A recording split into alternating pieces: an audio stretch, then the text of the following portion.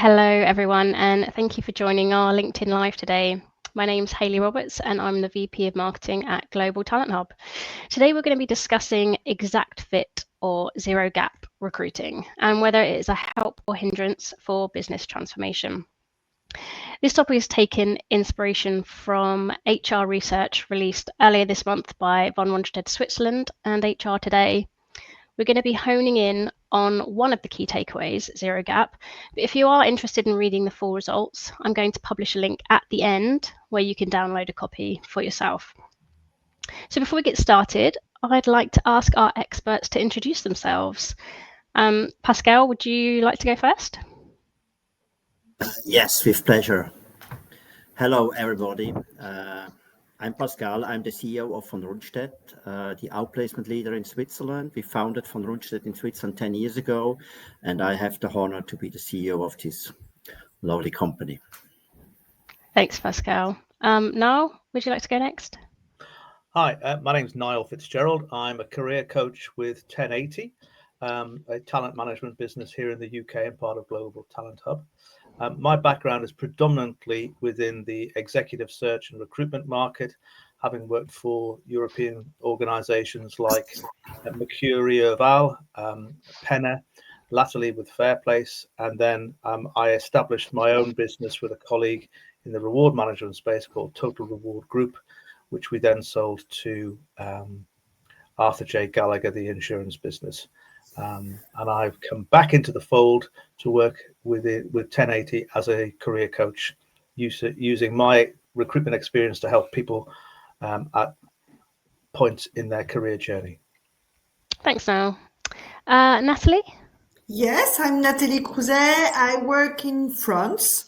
I am the chief of operation of Réseau 137, and Réseau 137 is a company of the Alexio Group.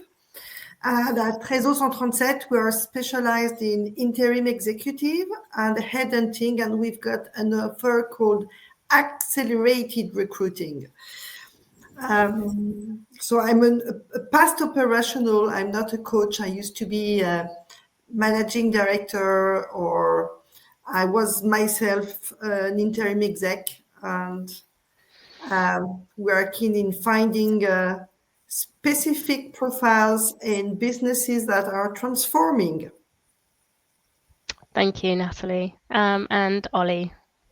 Hi, my name's Olivia Landreau. I'm the CEO of Global Talent Hub. We specialize in workforce transformation and outplacement. Very glad to be here. I'm very glad to have these esteemed colleagues on the panel. Thanks, Ollie. And thank you, everyone. So why don't we kick off just by describing what we mean by zero gap exact fit recruiting. And again, if it's okay with you, Pascal, as the research was done by von Rundstedt, Switzerland, if you could cover off this one, that would be great.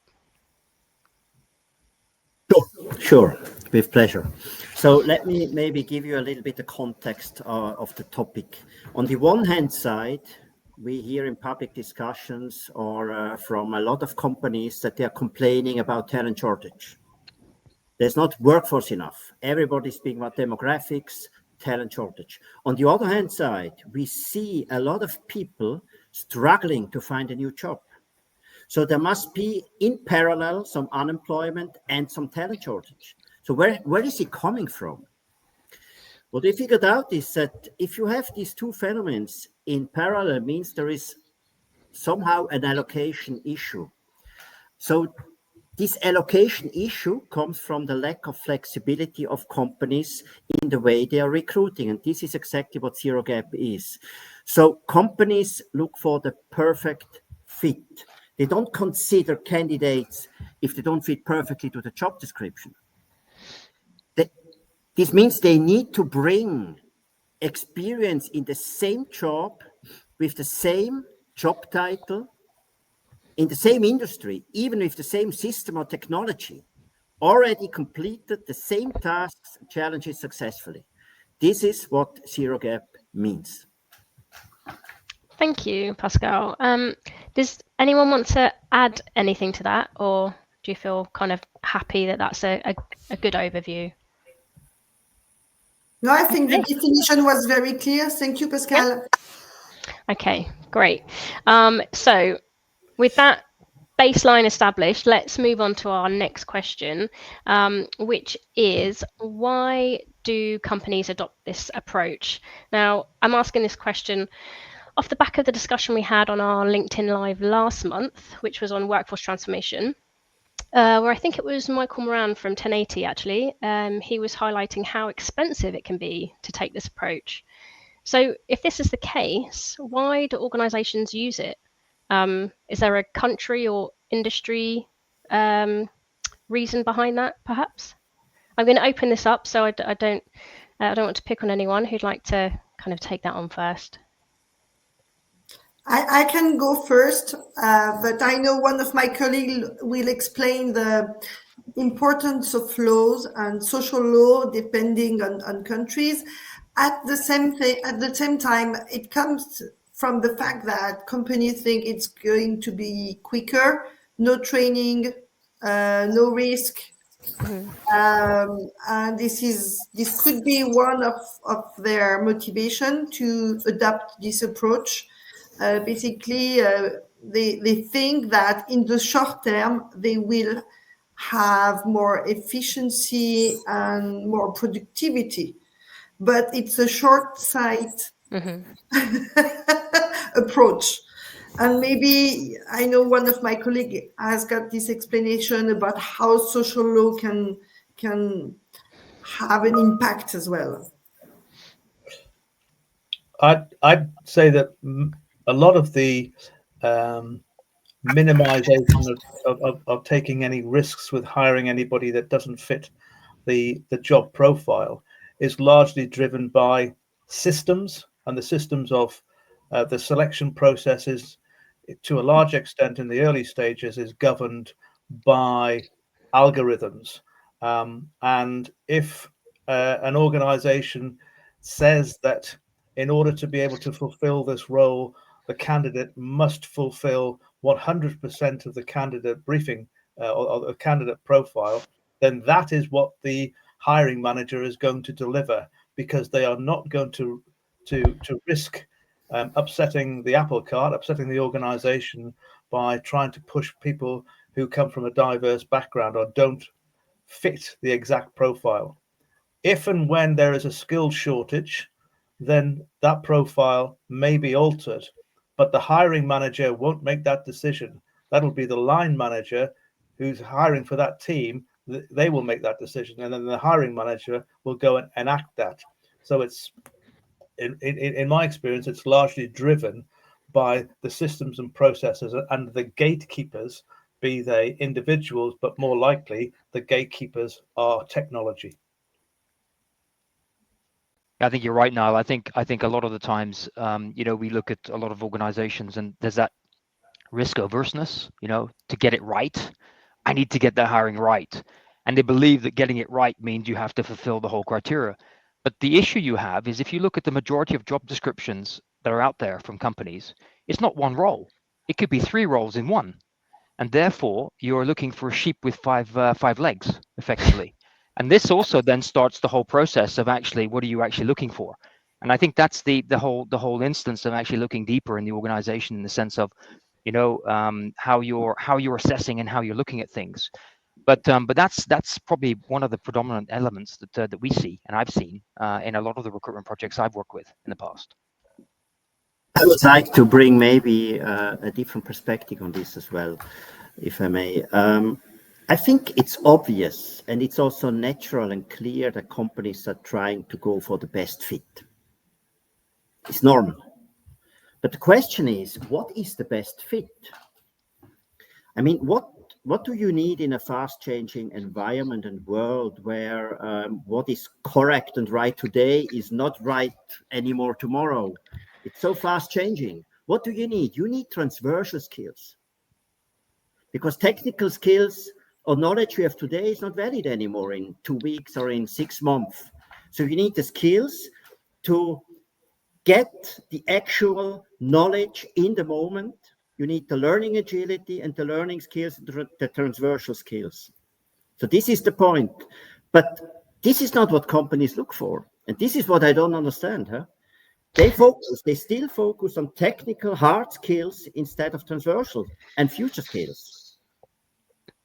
Do you have any insight, Pascal, on why this recruiting practice is more perhaps dominant in Switzerland than in some other European countries? Yes, I mean the context is the same. What was already mentioned. You have the speed of business, and this high speed of change is triggering companies to do everything just in a moment.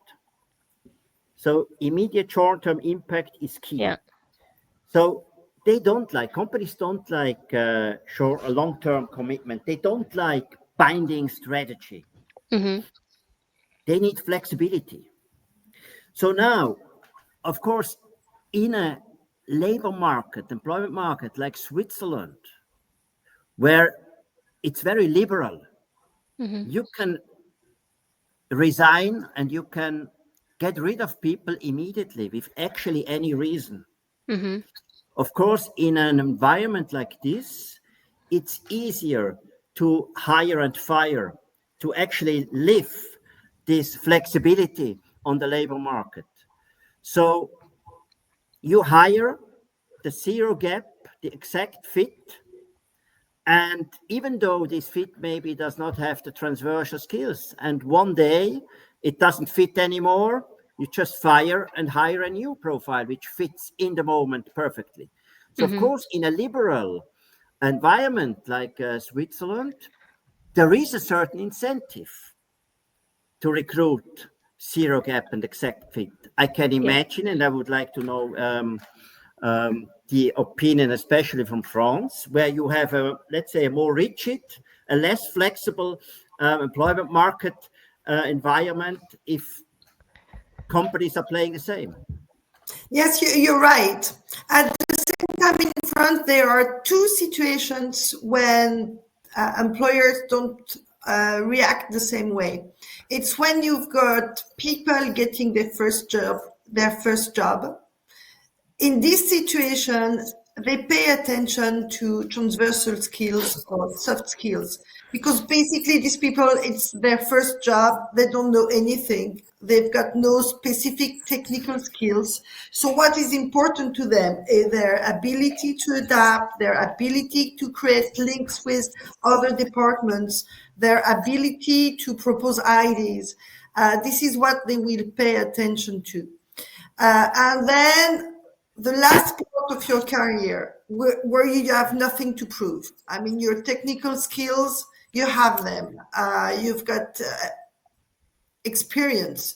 And there, what makes the difference again, it's the transversal skills, as you mentioned. But in between your first job and basically your last job, you're right. Company focus on technical skills, and because our social law, that this is what I was referring to when I started to speak, make it less comfortable for companies to say, "Oh, this is not the right person. What am I going to do?" Because we're not Switzerland. Hiring and firing is sometimes more complex than it is in Switzerland. You're right. Yeah. So we're talking just to kind of recap some of the whys. Why do companies do this then? So we're really looking at being able to respond to the here and now with low risk, more efficiently. You know, they onboarded quicker because there's not really any training.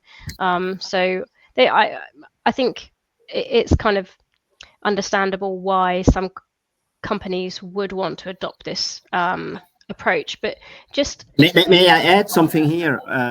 Haley, sorry, I think we also need to speak about somehow a contradictory behavior within the companies, because we see this zero gap focus on technical skills in the recruiting areas of many companies. At the same time, speaking with the HR development departments of the companies, we see that they focus a lot on developing future skills, transversal skills, because they are later struggling with with the mobility of the workforce within the companies, they need more movement. They need to increase the flexibility of people. So they need then later to develop these transversal skills.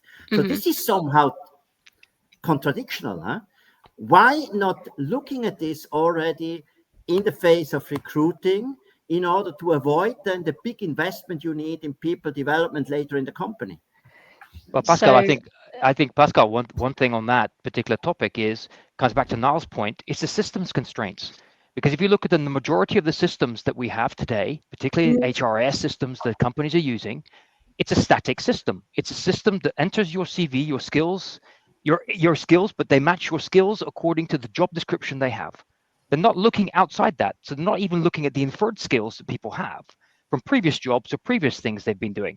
So ultimately, it's always that very static and narrow view. It's almost a tunnel approach that you see, which actually doesn't allow that widening effect. And you're right. How do companies then know what they have internally? And that's probably the next topic we're going to talk about, I'm sure. But it's these type of things I think that are developing and need to be developed. So I'm gonna use. Go on now. Go on. So I think when an organization has invested a considerable amount of money in a new HR information system that has probably been promoted by the finance function, the compliance function, and the procurement function, but is operated by the HR function, those three initial functions want to see that system worked properly, and they want to see a return on their investment. And unfortunately, the people who are operating the system are the least influential amongst those four departments. And that's why we have to stick with the rigidity of the zero approach to hiring, because HR have to go through the process of probably a 2 to 3 year cycle to ensure that the HR system has a chance to work, and then we can report back on it. And then we'll probably see a reversal of that, and we'll go back to a more creative approach of recruitment. But that's going to be in 2 or 3 years down the line. I'm going to need to I think we need to move on to the next section, just time-wise. We've just got just over 10 minutes left, and I'd really like to spend some time in the next section. So a kind of nice segue here. There's we talked a little bit about skills here and soft skills, and there is so much talk in the industry at the moment about skills-based talent management. It's quite a hot topic, which we actually have a LinkedIn Live planned for the new year. But that approach is definitely pitched as more of a strategic, long-term approach, looking at what skills you have, understanding transferable skills, soft skills, culture fit, etc. Really, I guess, understanding the importance of each individual person. So what role does zero gap recruiting play when an organization is going through a strategic transformation? Does it fit with a long-term strategy? I would say that from my experience as an interim executive management company, this is where companies are lost at some stage, because their organization, when there is transformation, it doesn't make sense. People don't understand why they have to change, and this is where they need interim exec that will help the people transform and adapt to this new organization. That means that they don't have the resource internally, and this is when they ask us to look for the right guy that will get into the organization and help the people transform and get this agility that is needed nowadays, and this way to connect with others, which is essential, because the company is, the value of the companies are its human resources. I mean, they are the ones that make choice, that decide, that innovate. And if you don't have the right people, the right skills, you won't move. But I think one additional topic from my perspective is a lot of organizations don't know what they have. They don't know what skills, what competencies, etc. they have within the organization. So that already stems a big problem. So technically, you're right in that sense that they tend to, they'll use an interim executive to come in and support them on these change transformation projects because they believe they don't have anybody internally. But chances are they haven't looked deep enough in their organization to see whether they might have some people that could potentially lend a hand. So it's a bit controversial, that those elements. And I think that's where I see struggles for organizations. So I think if you're just siloed in just looking at one aspect and not wider, you are looking, again, it comes back down to the fact you're short-termism, you're looking at short-term. But to Pascal's point, if you can switch and swap as many times as you like because the labor market allows you to do so, and you've got that freedom and flexibility, then that needs to change from within the organization. They have to have a different approach. But that's not an easy thing to change, because everybody's in their cycle and they're just that way inclined. You're right. And what is important is what is behind your resume, what is behind your hard skills, what you're good at, in which situation you feel you are a performance. It's everything, and this has to do with human relationship. If you don't speak to people, if you don't know who they are, then you probably miss something.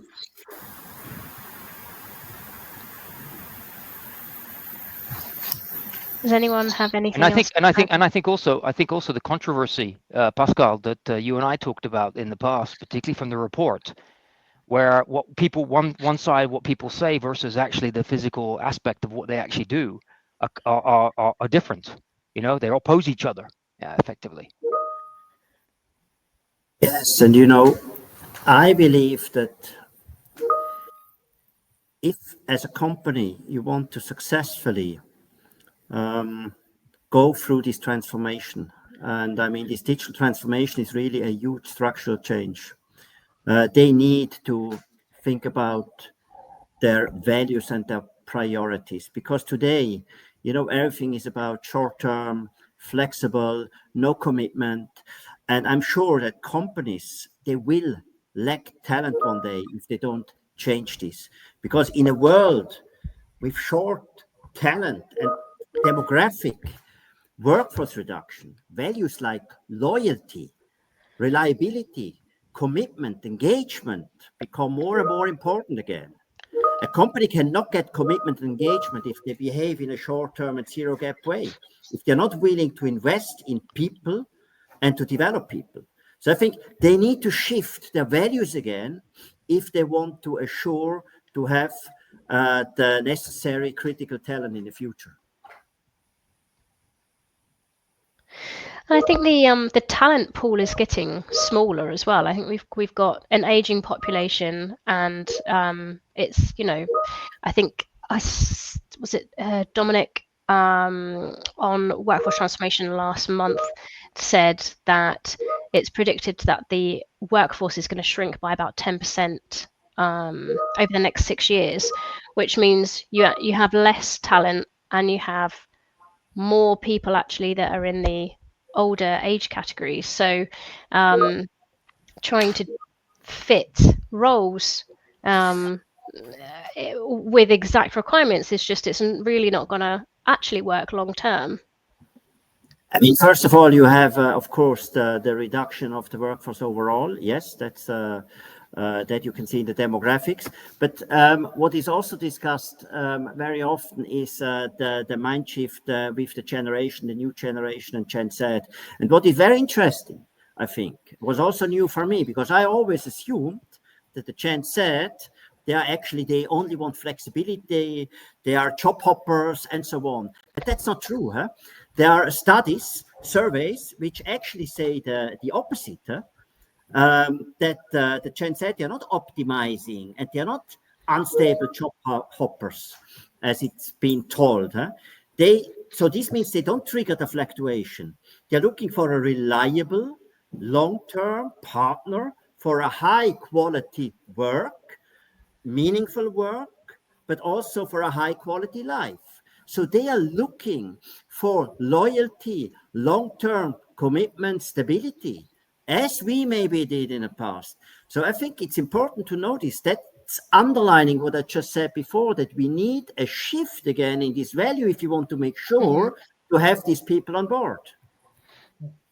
I think the shift will naturally come at the end of the cycle of the use of AI and the use of algorithms and the use of systems in recruitment process. And we'll go back to where we were a number of years ago, whereby the high potential list and the succession plan list was of significantly more importance than zero recruitment profiles. So that we are looking more long term at who are our key resources and how do we develop them to be the leaders of the future within the organization. And I think it's a natural cycle that will come back again, particularly, as you say, as the talent pool shrinks. We become less concerned about ageism within the workforce. We see if you've got the right skills, but you happen to be in your mid-60s and there's a vacancy for you, you will fill that vacancy, irrespective of what the systems may say. So I think we will move back to it, but I think we're going through a systems-driven process at the moment, which needs time to work through, unfortunately. Okay. Thank you so much, everyone. I've actually just got a couple of questions from LinkedIn, so I'm just going to bring one of them up now. Hopefully this will fit on the screen. The the new book, The Skills Powered Organization by Ravin Josephan, which I think is very well written, predicts a gradual dissolution of traditional job profiles. Will this process push back the zero gap recruiting approach? Would anybody like to address that? I would absolutely agree on this assumption, Toralf, because, you know, the job profiles will be different. There are new job profiles. And if you don't find 100% fitting profiles anymore, there will be a sense of urgency one day. And for me, you know, this issue we see today with the zero gap, for me, it's a question of sense of urgency. As soon as there are zero gap profiles, perfect fits in the market, or as long as there are perfect fits in the market, of course, we will have the zero gap recruiting. But once they are not, these profiles are not in the market anymore, we are short on the profiles, there will be a sense of urgency and company will become more and more flexible in recruiting. So for me, it's a question of time, question of sense of urgency. And yes, this development which you describe here, Toralf, or which is described in the book, will help.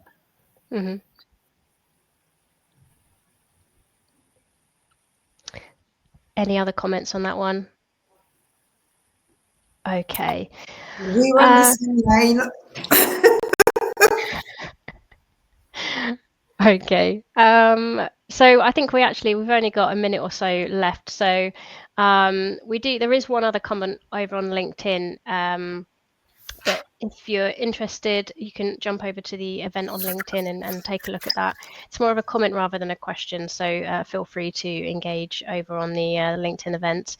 But as I mentioned at the start, we are going to be sharing the recruitment report. So I'll just bring up the URL now. So this is where you can go to download the report on the Global Talent Hub website. And let us know. On the website, it's in English, but if you'd like any other languages, please let us know, and we'll happily send you those as well. So just to wrap up, I'd just like to say a big thank you to our panel, Pascal, Niall, Natalie, Ollie. Thank you so much for your time today, and everyone that joined us over on LinkedIn. Hopefully see you next time. Thank you all. Thank you. Thank you. Bye-bye.